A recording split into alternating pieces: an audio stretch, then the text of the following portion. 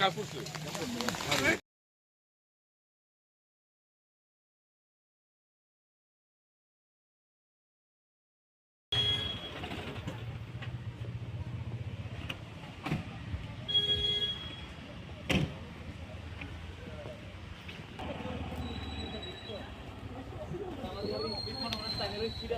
আমারও মনে করেন স্পিড বেশি বেশি হলে 30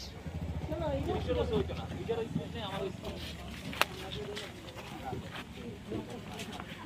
এই ওখান যে গাড়িটা এটা আমার ভর্তি গাইতেছিল আর কি ওই দাও একদম রাস্তার একদম এখানে সাইড লয়েছে রাস্তা স্লিপ করছে আর কি